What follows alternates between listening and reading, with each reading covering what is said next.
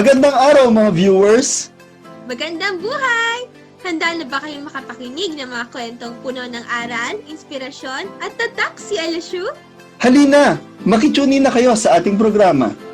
Ako si Sis Dory. At ako naman si Kuya Jason. At welcome sa CLSU Alumni Zoomustahan. Ang tahanan ng kwentuhan.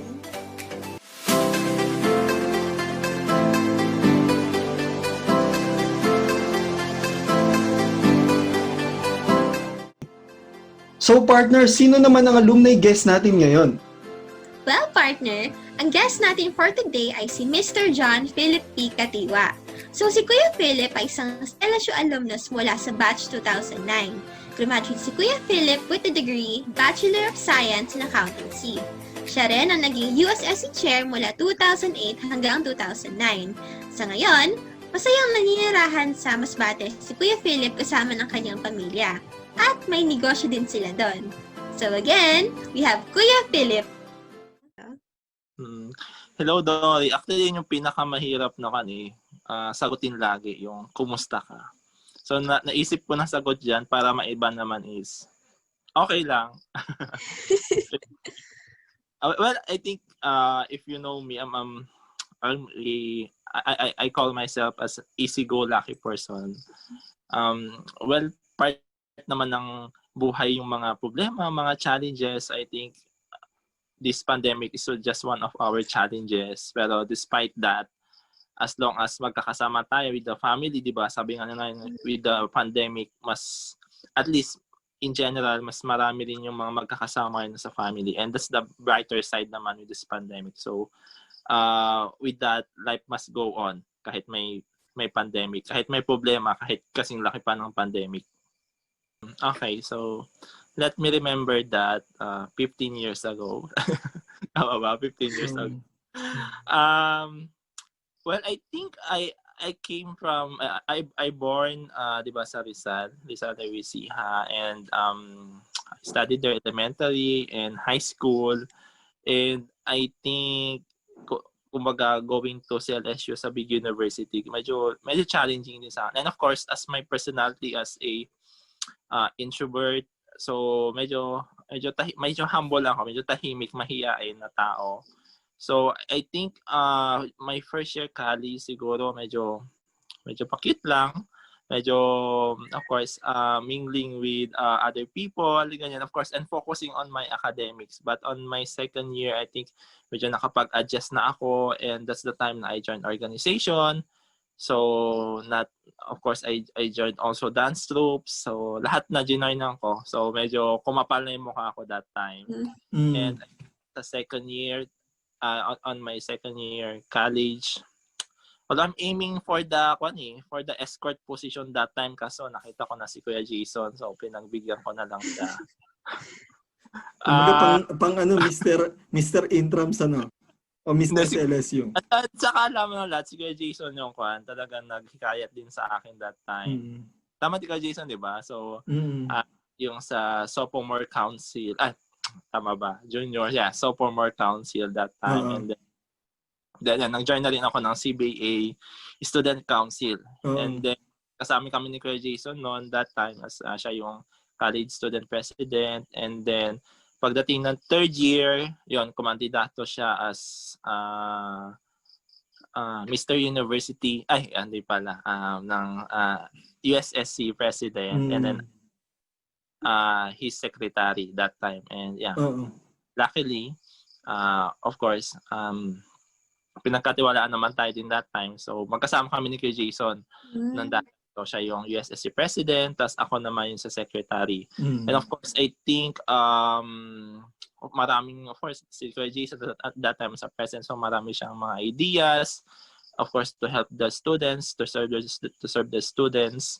And kinontinue ko siya nung nag-run din ako as USSC president nung ika-fourth year ko, which I think somehow a very challenging for me as accounting student. So Kuya Jason that time na isa sa pinaka-challenging na question sa akin ng professor ko nung nalaman niya nalalaban ako ng student president ng USSC president, that ano yung pipiliin mo, yung lifetime career mo pag magfo-focus Totoo. ka dun sa academics mo, or just the 1 year position as a student president na hindi mo naman well, quote and quote na masyadong magagamit in your after school or in your career. But again, since since my heart is really to serve the students, and I mean to help others, which is I think is one of my even core values as of this moment. So I proceeded. I mean, I take the challenge to run as the USSC president, and of course, I got the trust din naman ng mga colleagues ko that time, and I won sa presidents, USSC presidents. That time, yung mga I think I made yung political organization na ISLA, which is the aim is also to be to serve the students. I mean, we have the advocacy as a servant leadership that time. So we created projects then. Ang thinking ko lagi din that time sa mga projects is not only short term but long term. Of course, may mga long term projects din kasi kami ni Kuya Jason that time. So I make sure we continue that, helping the student like kasi that time nauso yung sa continuous printing, so we have that piece of printing, we have that free Wi-Fi or I think affordable Wi-Fi to the students. So we made sure also na yung student USSC office or office is very reachable sa mga students. Of course, financial wise, I think that time that we made possible then yung USSC fund or the students funds is maximized well for the students because it's from the students, it's also for the students. And I think overall that time, I think for me, i-rate ko yung service ko as a student leader that time. So I think I did my best as a student leader then as much as I can. Also as working with my academics that time. To go, well, I think yung question kasi sa pagiging parang probinsyano, di ba? Lakas na makakoko Martin. So yung probinsyano versus dun sa taga Manila, I think it's a matter of kwan lang din siguro. Kumbaga, may mindset lang na nakakatakot sa Manila, very challenging. Ganyan. But again, if I think you have this very adventurous mindset na so whatever it is, diba? So I think Manila life is very exciting as well. Of course, dahil andyan yung natin, ng economy natin, especially sa Pilipinas, yeah, you will grow a lot. But of course, ingat-ingat lang din, of course, diba? Sabi nga nila, marami rin manloloko dun sa Manila. So, isang naka-help lang din sa akin pala nung maghahanap na ako ng work is, ayun, together with my mga classmates. So, nag-upa kami ng parang isang apartment, ganyan. Tapos magkakasama kami. Isa naman, pag-isa ka, ganyan. So, at least, they really helped me a lot din on, of course, yung mga tanong-tanong, tapos mga suggestions, saan ka mag-a-apply, etc. ganyan. And then going, I think, dun sa first company ko, so I entered PNG. So actually, before ako mag-sign up sa PNG, after siya mga 4 months after my board exam. So remember, so I have 3 to 4 months job hunting experience. So although may financial need din ako that time, but hindi rin talaga ako nagmadali. I make sure that I choose the right company for me. And hindi ko siya kilala ang PNG. I don't know, although may mga case studies nung high school, nung college, pero siguro hindi ko masyado siya naalala yung company na yun. But hindi ko siya intended talaga na applyan.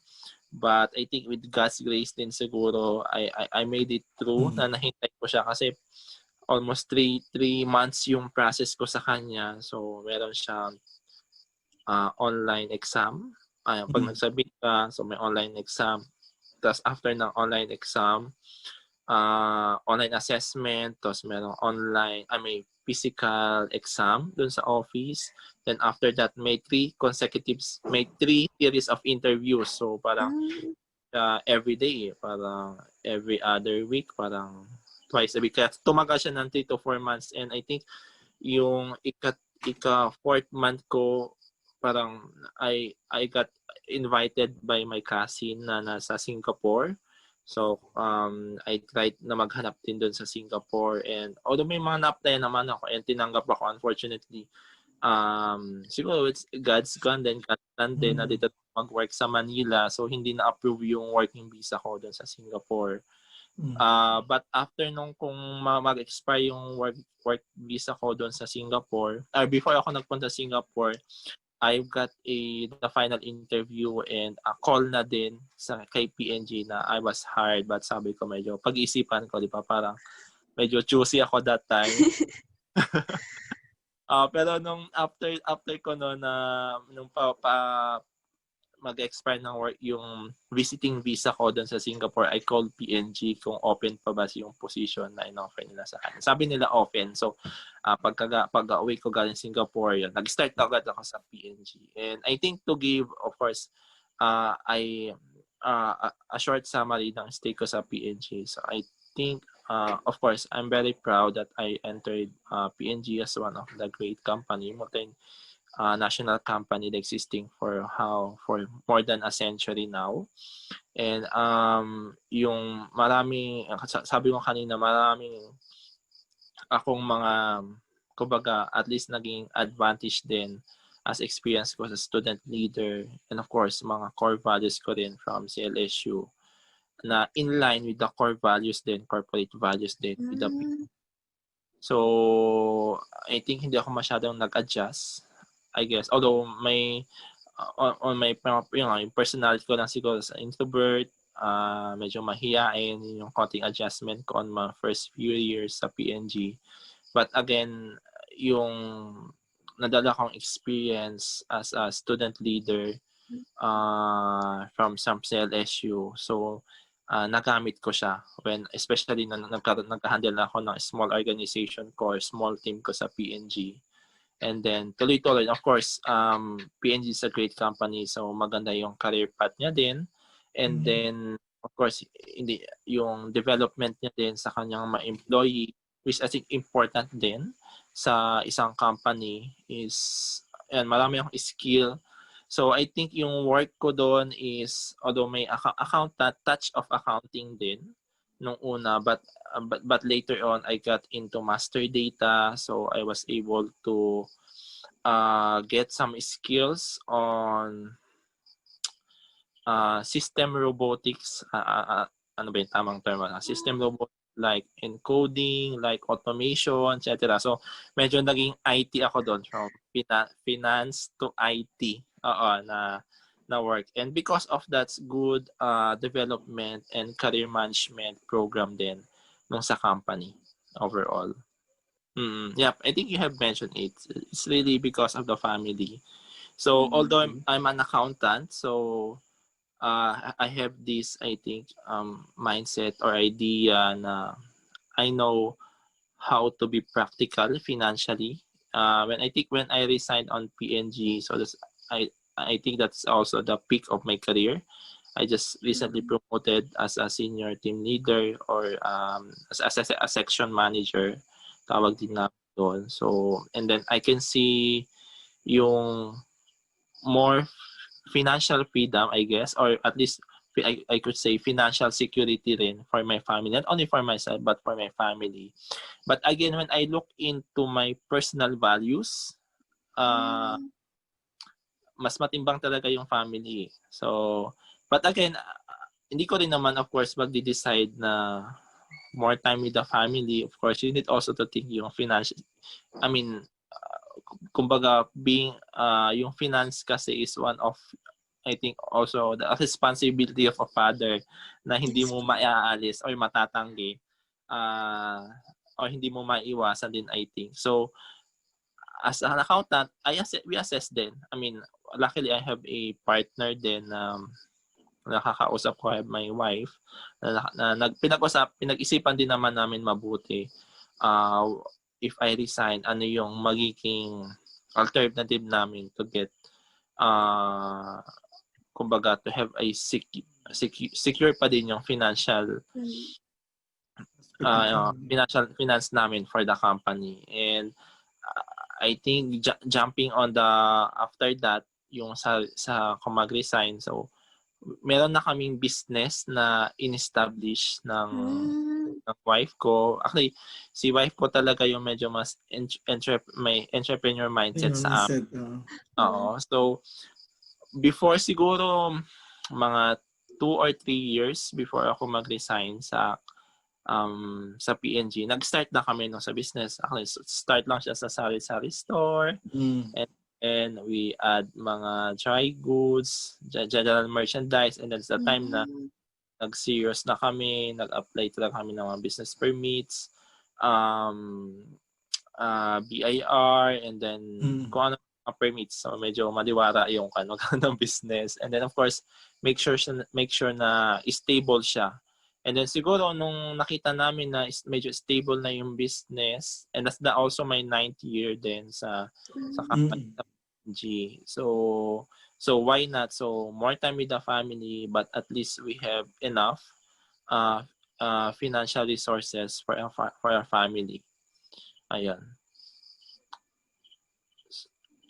So I think it's really my family first decision, but of course at the same time, as a father, hindi ko rin naman po pwede pabayaan yung financial security ng family ko. And somehow, us living here in the province, grow in the province and living here in the province, so as long as we know naman how to live a simple life, yes. I think,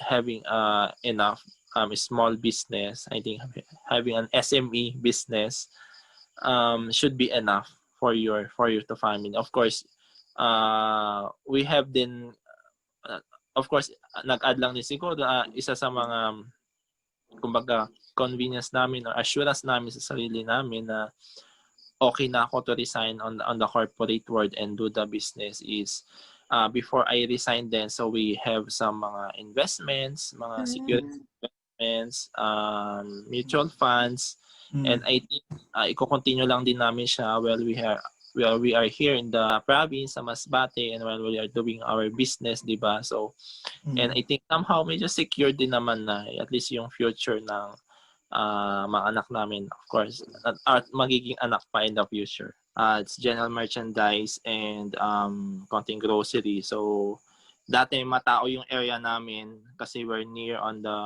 schools, high school, elementary, and college. But now, since working from sila or studying from home, so mas less talaga yung tao. Of course, mas less yung tao, mas less din yung sales. But I think what's good with our decision dun sa business namin is we don't, although konti lang naman sila, 3 lang naman sila, we don't, hindi kami nagbawas ng tao, but of course, to help din naman yung community din. Yan, tuloy lang yung business din.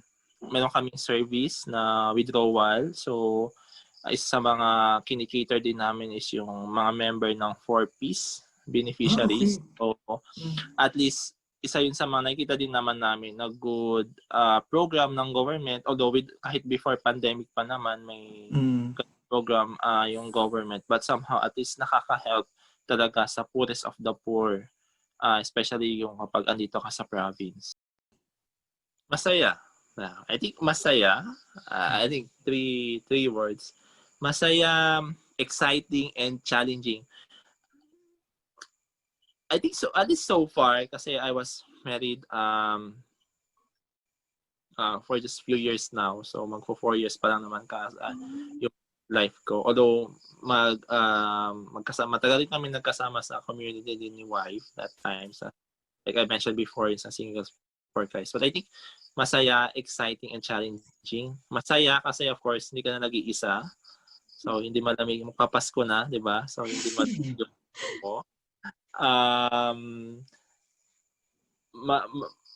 Exciting kasi I think at this moment, at least, 'di ba, sabi when may nabasa kasi akong mga ilang books about how to be a good couple, how to be a good husband, ganyan. So marami talaga, hindi mo pa totally talaga kilala, I think, as of this moment.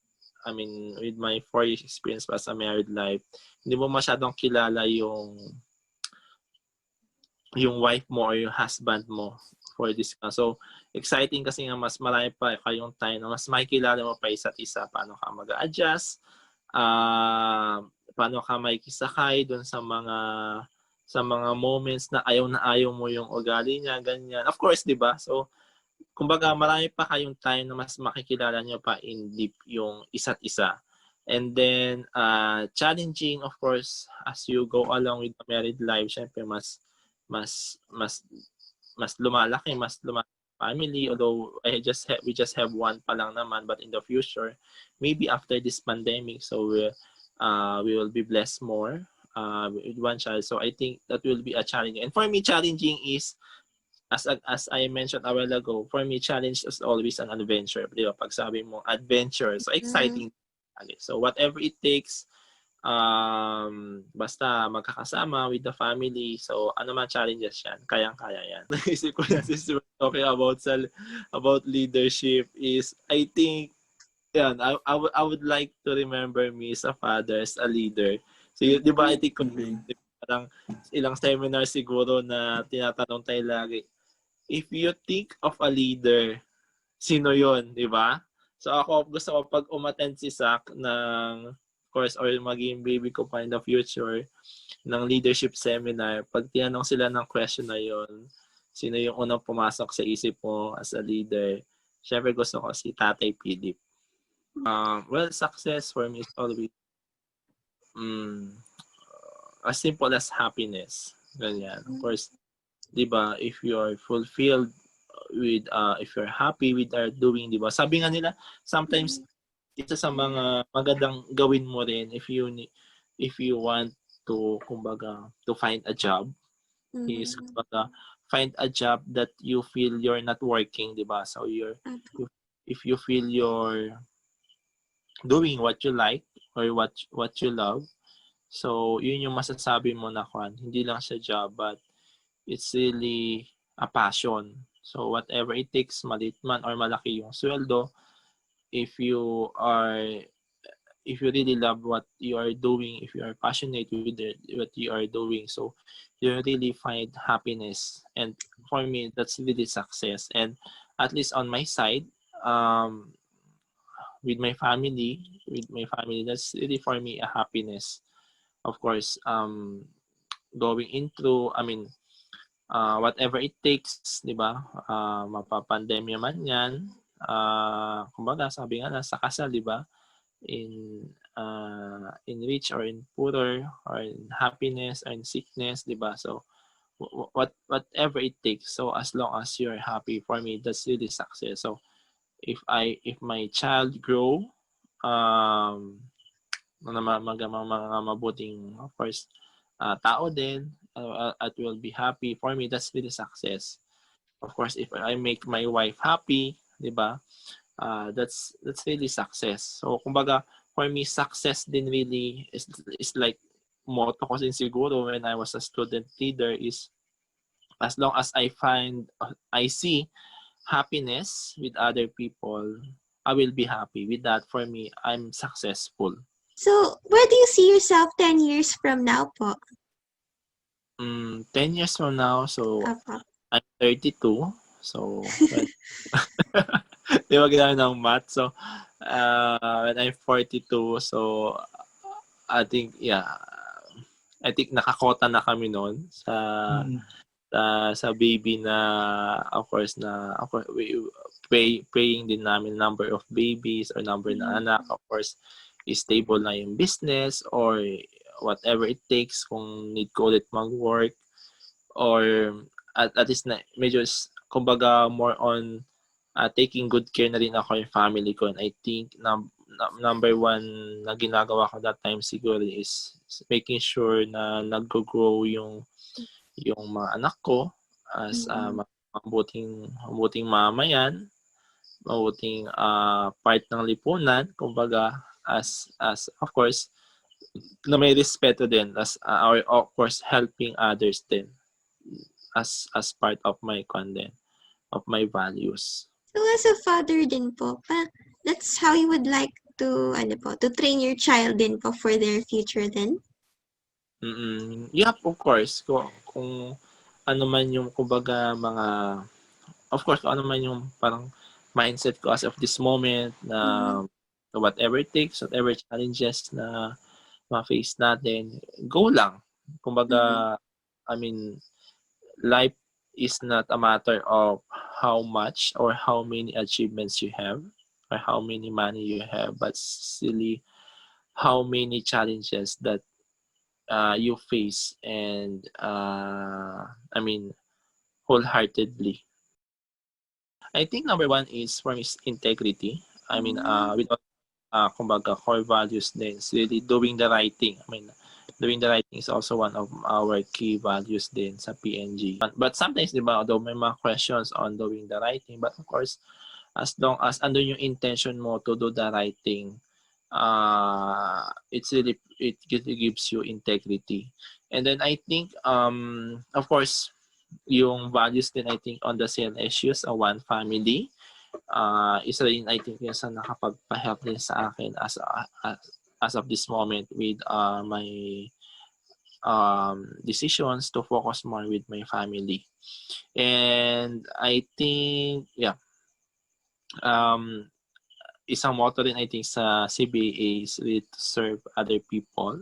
And of others serving my family, of course, as much as I can as of this moment. Is also to serve my community. Of course, kumbaga, on the other side, is really also sharing blessing to others, whatever you have. So, in line po sa mga experiences niyo po at sa mga values niyo po ngayon, meron po ba kayong advocacy po? I think I have mentioned it all.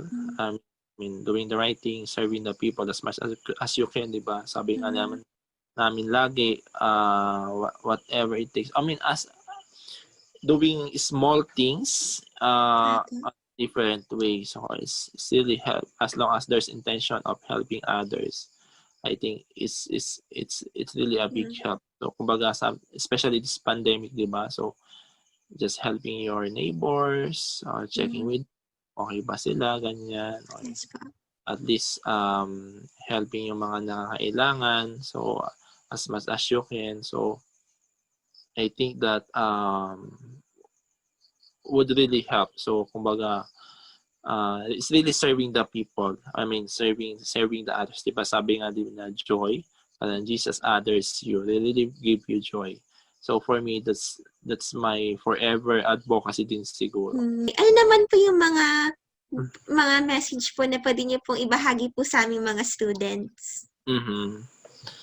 Siguro don't worry, you're in a good hands. Of course.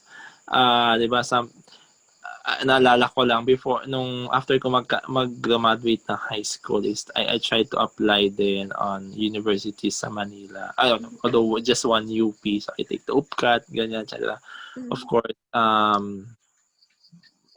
they had the integrity naman and then so far, ganyan. But at the end, I didn't pass yung sa exam and I go on the CLSU.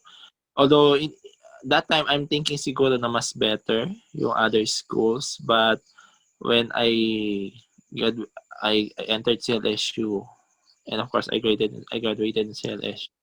Wow, so it's amazing experience on CLSU. And after that, after school, and I think hindi ko masyadong na-feel na nasayang sa ibang university na lang sana ako nag-aral na mas better nakakuha ako ng job or hindi ako nahirapan na maghanap ng job. So, hindi yun totoo. So, sabi ko lang is, don't worry, enjoy life in CLSU because you're in a good hand.